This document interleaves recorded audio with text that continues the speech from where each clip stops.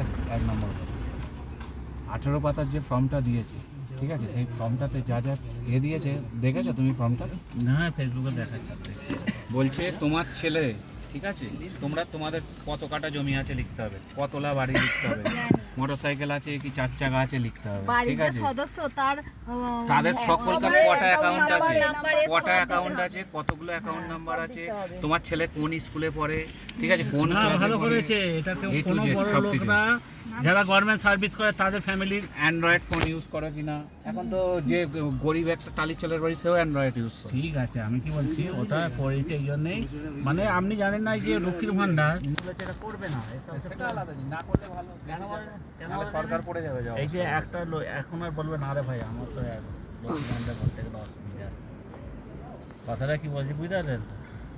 তখন ওরা করবে, এবার তারপরে ওরা যাচাই করে ওরা গরিব লোককেই দেবে 3000 টাকা।